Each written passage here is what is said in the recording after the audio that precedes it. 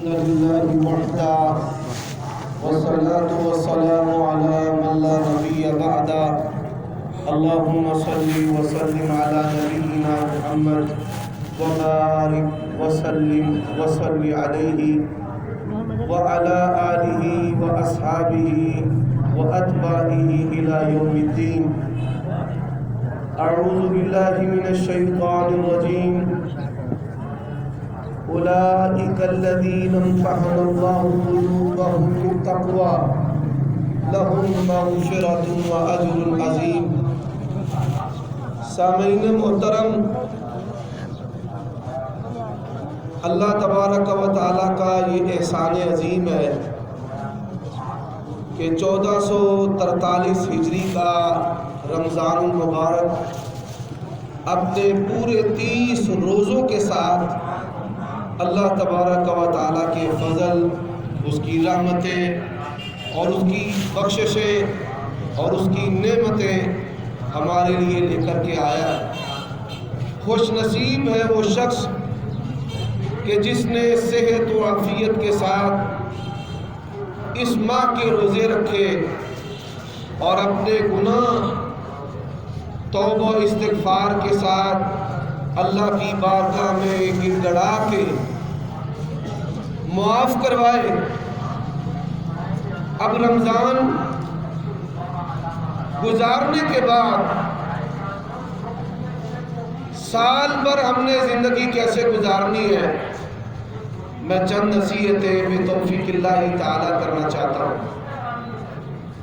دنیا کے اندر انسانوں کی تعداد تقریباً 7.5 ارب کے قریب ہے، جس میں 6 ارب کے قریب پیدائشی کافر ہیں، 1.5 ارب کے قریب مسلمانوں کی تعداد ہے.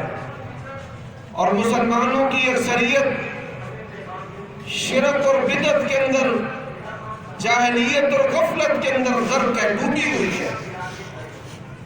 اس لیے ہماری ذمہ داری ہے کہ ہم اللہ تبارک و تعالی اس کو پہچانے،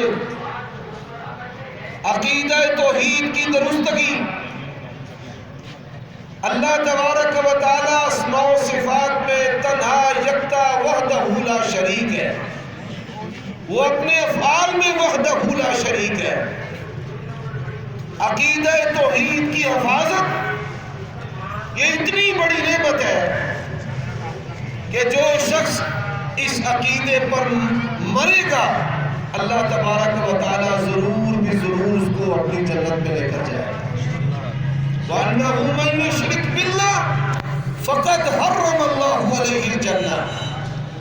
جس نے بھی اللہ کے ساتھ شریک ٹھہرایا اللہ تبارک و تعالی نے اس کے اوپر اپنی جنت کو حرام کر دیا. جس طرح چونٹی کے چلنے کی آواز نہیں آتی، اللہ کے نبی نے فرمایا مجھے ڈر ہے شرک جو ہے وہ اس طرح تمہارے اندر داخل نہ ہو جائے. آج کئی چور دروازوں سے شرک اہل حدیث اور اہل سنت اور اہل توحید اور مسلمانوں میں داخل ہونے کی کوشش کر رہا ہے، جن میں ایک بڑی بات کہ کسی نے بندش کر دی ہے. یہ بندش کا جو نظریہ ہے یہ شرکیہ نظریہ ہے. اللہم لا مانع لما اعطیت ولا معطی لما منعت ولا ينفع ذا الجد منک الجد فإنک تقضی ولا یجزی علیک. اللہ اگر فائدہ کرنا چاہے کوئی نقصان نہیں کر سکتا، اور اگر اللہ نقصان کرنا چاہے کوئی فائدہ نہیں کر سکتا. نبی علیہ السلام نے عبداللہ ابن عباس کو نصیحت کی تھی، جان لے پوری کی پوری امت مل کر تیرا نقصان کرنا چاہے اللہ نہ چاہے تو تیرا نقصان نہیں کر سکتی، اور اگر پوری کی پوری امت تیرا فائدہ کرنا چاہے اللہ نہ چاہے تو وہ تیرا فائدہ نہیں کر سکتے. ایک لمحہ کے لیے سوچئے کہ اللہ ہمارے بیٹوں اور بیٹیوں کی شادیاں کرنا چاہتا ہے، نعوذ باللہ کوئی اللہ پر بھی غالب ہے جس نے شادیوں کو روک لگا دی ہے، جس نے بندش کر دی ہے. اللہ ہمیں رزق دینا چاہتا ہے، نعوذ باللہ کوئی اللہ پر بھی قاہر ہے کہ جس نے رزق کو بندش لگا دی ہے. میرے بھائیوں نہیں، رزق کی تقسیم اللہ کے ہاتھ میں ہے، جس کا چاہے رزق کشادہ کرے، جس کا چاہے رزق تنگ کرے۔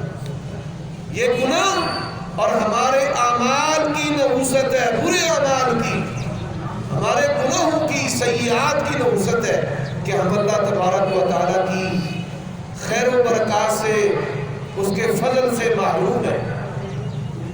دوسری بات، دنیا کا سب سے قیمتی اثاثہ اللہ کے نبی کی محبت ہے۔ اس محبت کا معنی کیا ہے؟ اللہ کے نبی اللہ کے آخری نبی ہیں، آپ کے بعد کوئی نبی پیدا نہیں ہو سکتا۔ قادیانی مختلف چور دروازوں سے آپ کے ایمان پر نقب لگانا چاہتے ہیں۔ خبردار رہنا، اللہ کے نبی آخری نبی ہیں، آپ کے بعد کوئی نبی پیدا نہیں ہو سکتا اور کسی کو نبوت اور رسالت نہیں مل سکتی۔ اور آپ کی محبت کا معنی کیا ہے؟ آپ کی ذات بھی آخری ہے اور آپ کی بات بھی آخری ہے۔ حضرات، تمام صحابہ کرام سے محبت کرنا، حضرت ابوبکر، عمر، عثمان، علی، اس ترتیب کے ساتھ ان کی فضیلت بھی ہے، ان کی خلافت بھی ہے۔ حضرت معاویہ کے بارے میں آنکھ کے اشارے کے ساتھ بھی توہین کرنے والا اہل سنہ والجماعت نبی علیہ الصلوۃ والسلام کی جماعت میں سے نہیں ہے۔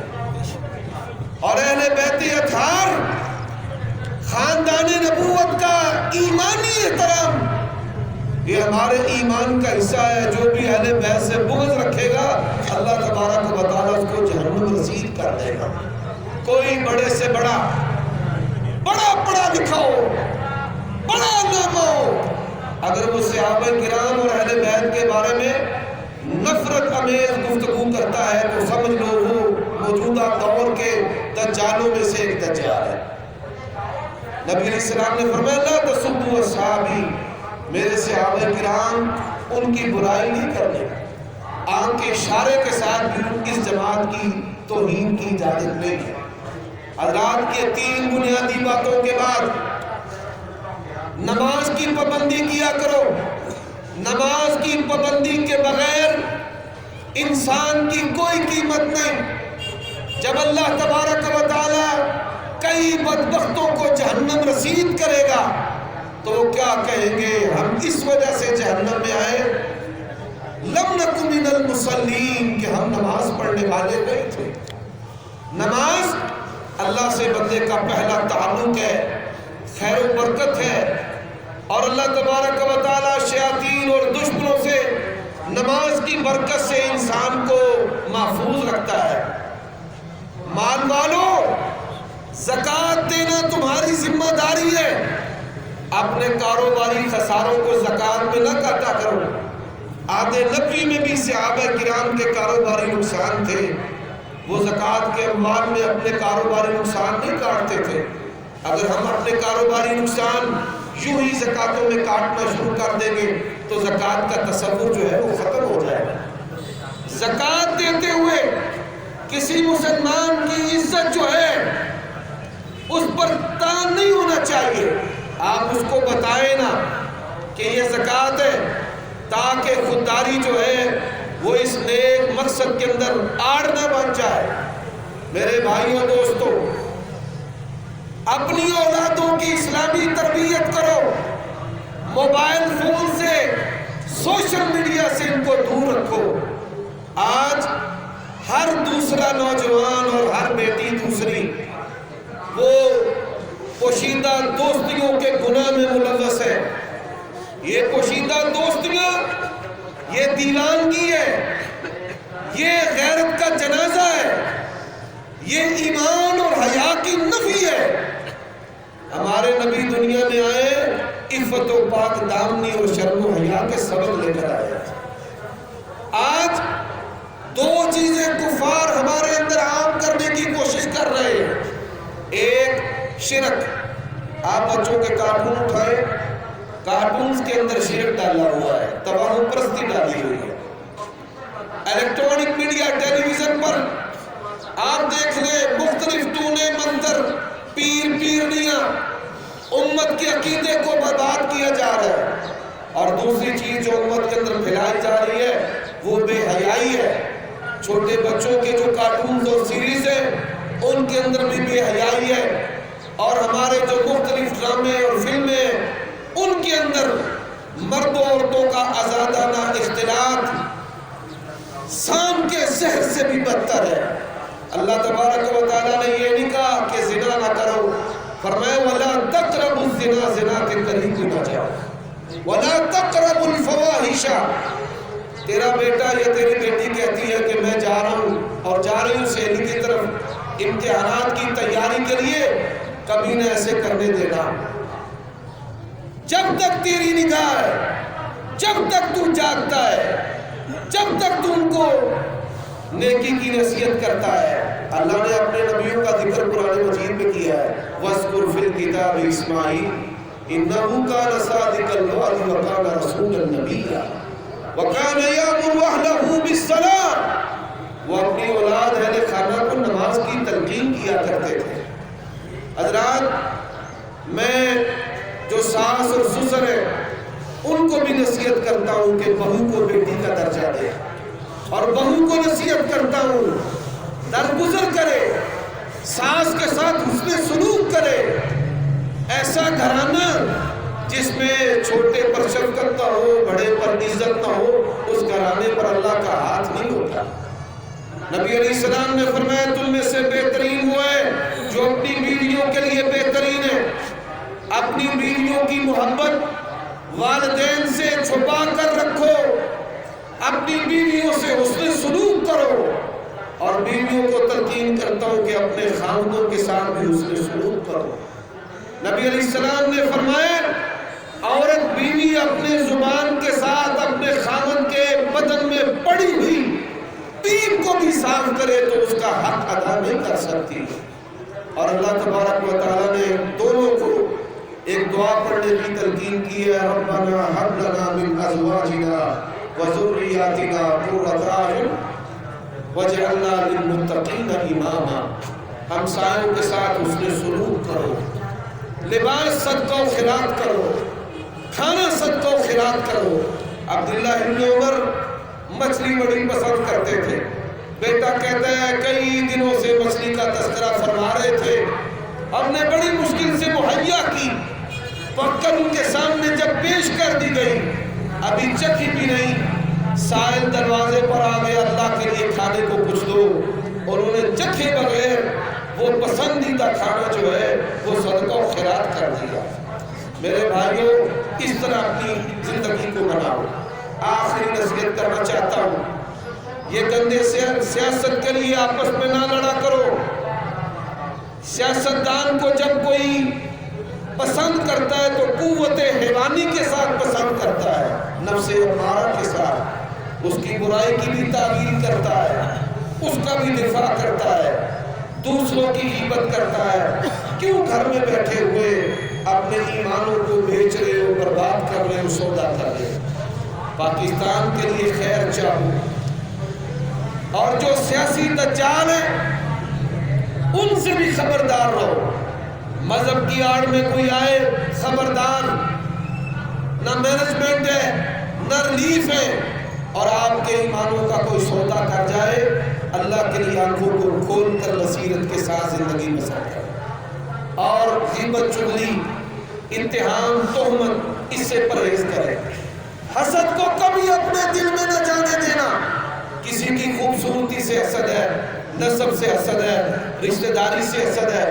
جس کے اندر حسد ہے وہ شیطان کا گدھا ہے. شیطان اس پر سوار ہو جاتا ہے اور اسے پھر جو چاہتا ہے گناہ کرتا رہتا ہے، گناہ کرواتا رہتا ہے. حضرات، ماں باپ کی خدمت کیا کرو. بڑی معذرت کے ساتھ میں اپنی ماں بہنوں سے معذرت کرنا چاہتا ہوں. ہمارے یہ تصور ہے کہ ماں کی دعا جو ہے وہ قبول ہوتی ہے، اس میں کوئی شک نہیں کہ قبول ہوتی ہے، لیکن ماں کی دعا سے پہلے باپ کی دعا اللہ کی بارگاہ میں قبول ہوتی ہے. صحیح بخاری میں حدیث ہے، اللہ کے نبی نے فرمایا 3 دعائیں رد نہیں ہوتی.